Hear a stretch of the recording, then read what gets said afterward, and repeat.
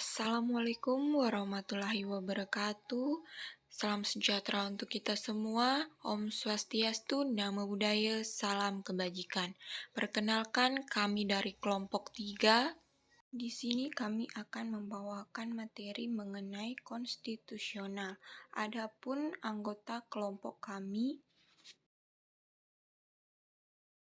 yang pertama yaitu Silin Rosabella dengan stambuk A23121042. Yang kedua yaitu Delvianti Simpil dengan stambuk A23121044.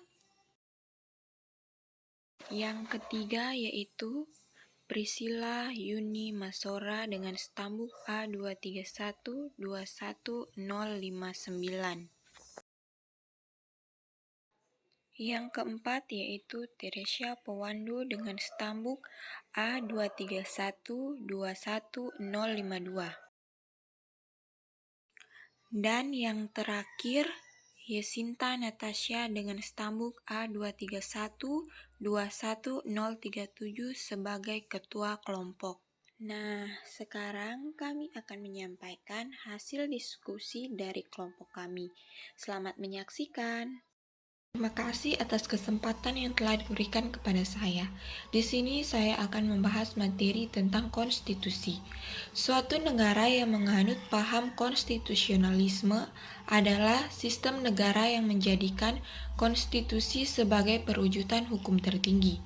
Indonesia merupakan negara yang menganut paham tersebut.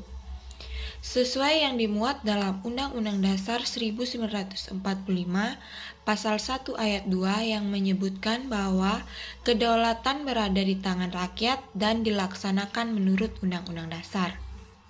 Nah, paham konstitusionalisme dapat didefinisikan sebagai suatu paham yang menganut prinsip di mana perwujudan hukum tertinggi yang harus dipatuhi oleh seluruh komponen negara, termaksud rakyat dan pemerintah adalah konstitusi. Konstitusionalisme dapat dijadikan sebagai komponen integral dari suatu negara yang menganut sistem demokrasi.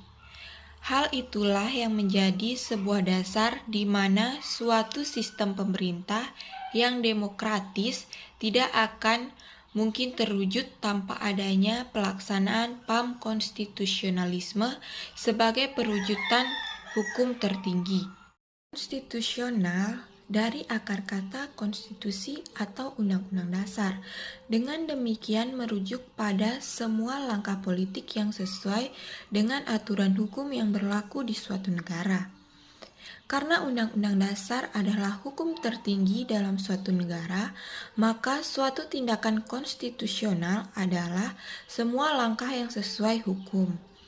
Tetapi selanjutnya, karena konstitusi diuraikan dalam berbagai undang-undang dan lain peraturan perundang-undangan, maka sering pemerintah yang mempunyai kewenangan untuk membuat undang-undang bersama parlementer di Indonesia disebut sebagai Dewan Perwakilan Rakyat.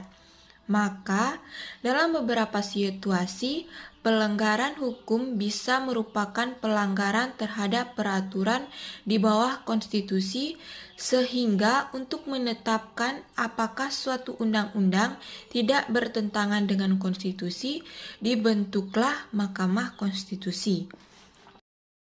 Di Indonesia, pada masa pemerintahan Soeharto yang dikenal sebagai era Orde Baru, misalnya konstitusi mendapat posisi yang begitu sakral sehingga tidak bisa diubah barang sedikit pun.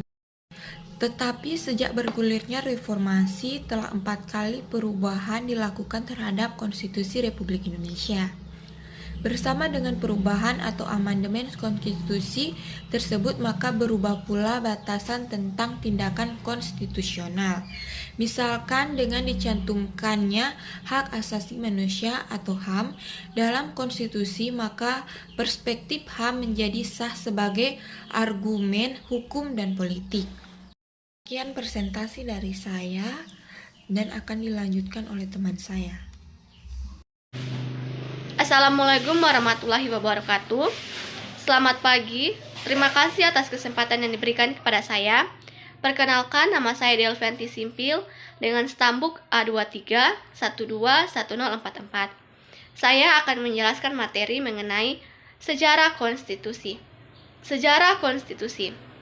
Sebenarnya, konstitusi berbeda dengan undang-undang dasar. Dikarenakan suatu kekeliruan dalam pandangan orang mengenai konstitusi pada negara-negara modern, sehingga pengertian konstitusi itu kemudian disamakan dengan undang-undang dasar. Kekeliruan ini disebabkan oleh pengaruh paham kodifikasi yang menghendaki agar semua peraturan hukum ditulis demi mencapai kesatuan hukum, kesederhanaan hukum, dan kepastian hukum. Begitu besar pengaruh paham kodifikasi, sehingga setiap peraturan hukum karena penting itu harus ditulis. Dan konstitusi yang ditulis adalah undang-undang dasar. Secara umum, konstitusi dibagi menjadi dua, yaitu yang pertama, konstitusi tertulis dan konstitusi tak tertulis. Hampir sebuah negara di dunia memiliki konstitusi tertulis atau undang-undang dasar yang pada umumnya mengatur mengenai pembentukan, pembagian wewenang, dan cara bekerja sebagai lembaga kenegaraan serta perlindungan hak asasi manusia. Negara yang dikategorikan sebagai negara yang tidak memiliki konstitusi tertulis adalah Inggris dan Kanada. Ada beberapa ahli yang memukakan bahwa kekuasaan negara itu terbagi dalam 3 jenis kekuasaan, yaitu yang pertama, kekuasaan membuat peraturan perundangan atau legislatif. 2. Kekuasaan melaksanakan perundangan atau eksekutif. Dan 3. Kekuasaan kehakiman atau yudikatif. Ada juga yang mengusulkan untuk menambah 2 jenis lagi kekuasaan negara, yaitu kekuasaan kejaksaan dan kekuasaan pemeriksaan keuangan untuk memeriksa keuangan negara, serta menjadi jenis kekuasaan kelima dan yang keenam. Berdasarkan teori hukum ketatanegaraan, maka dapat disimpulkan bahwa jenis kekuasaan negara pada umumnya terbagi atas 6 kekuasaan, yaitu yang pertama, kekuasaan membuat peraturan perundangan atau legislatif. 2. Kekuasaan melaksanakan perundangan atau eksekutif. 3. Kekuasaan kehakiman atau yudikatif. 4. Kekuasaan kepolisian. 5. Kekuasaan kejaksaan. Dan 6. Kekuasaan pemeriksa keuangan. Konstitusi suatu negara pada hakikatnya merupakan hukum dasar tertinggi yang memuat hal-hal mengenai penyelenggaraan negara, karena suatu konstitusi harus memiliki sifat yang lebih stabil daripada hukum sebelumnya. Terima kasih, itulah sekian pemaparan dari saya mengenai sejarah konstitusi. Akhirnya saya ucapkan wassalamualaikum warahmatullahi wabarakatuh. Baiklah, assalamualaikum warahmatullahi wabarakatuh. Terima kasih atas kesempatan yang diberikan. Baiklah, di sini saya akan membawakan materi mengenai pengertian konstitusi. Menurut Kamus Besar Bahasa Indonesia, konstitusi adalah segala ketentuan dan aturan tentang ketatanegaraan. Ada beberapa pendapat para ahli mengenai pengertian dari konstitusi, yaitu yang pertama menurut Miriam Budiarjo. Ia mengemukakan bahwa pengertian dari konstitusi adalah keseluruhan peraturan, baik tertulis maupun tidak tertulis, yang mengatur secara mengikat cara-cara bagaimana suatu pemerintahan diselenggarakan dalam suatu masyarakat. Dan yang kedua, menurut E.C.S. Wade, ia mengemukakan bahwa pengertian dari konstitusi adalah naskah yang memaparkan rangka serta tugas pokok dari badan pemerintahan suatu negeri dan menentukan pokok-pokok panduan kerja badan tersebut. Yang ketiga, menurut L.J. van Apeldoorn, ia mengemukakan bahwa pengertian dari konstitusi adalah hukum dasar yang mencakup undang-undang dasar, yakni hukum dasar tertulis dan hukum dasar tidak tertulis, atau dikenal dengan sebutan konvensi. Jadi di sini dapat kita simpulkan Pengertian dari konstitusi adalah kumpulan asas-asas yang mengatur kekuasaan pemerintahan, hak-hak dari pemerintah, dan hubungan antara pemerintah dengan yang diperintah, dalam hal ini rakyat. Nah, konstitusi juga dijadikan sebagai pegangan dalam penyelenggaraan suatu negara. Konstitusi dijadikan sebagai petunjuk penyelenggaraan bernegara yang memuat aturan pokok atau fundamental mengenai apa saja yang diperlukan untuk berdirinya suatu negara. Landasan konstitusional di negara kita Indonesia adalah Undang-Undang Dasar 1945 yang dijadikan sebagai petunjuk penyelenggaraan bernegara. Demikianlah materi yang dapat saya sampaikan, lebih dan kurangnya saya mohon maaf. Saya akhiri, Assalamualaikum warahmatullahi wabarakatuh. Saya akan menjelaskan materi tentang fungsi konstitusi. Fungsi konstitusi yang pertama adalah fungsi penentu serta pembatas kekuasaan organ negara. Yang kedua, fungsi pengatur hubungan kekuasaan antar organ negara. Yang ketiga, fungsi pengatur hubungan kekuasaan antar organ negara dengan warga negara. Yang keempat, fungsi pemberi atau sumber legitimasi terhadap kekuasaan negara ataupun kegiatan penyelenggaraan kekuasaan negara. Yang kelima, fungsi penyalur atau pengalih kewenangan dari sumber kekuasaan yang asli atau rakyat kepada organ negara. Yang keenam, fungsi simbolik sebagai pemersatu. Yang ketujuh, fungsi simbolik sebagai rujukan identitas serta keagungan kebangsaan. Yang kedelapan, fungsi simbolik sebagai pusat upacara. Yang kesembilan, fungsi sebagai sarana pengendalian masyarakat, baik dalam arti sempit hanya di bidang politik ataupun dalam arti luas yang mencakup bidang sosial serta ekonomi.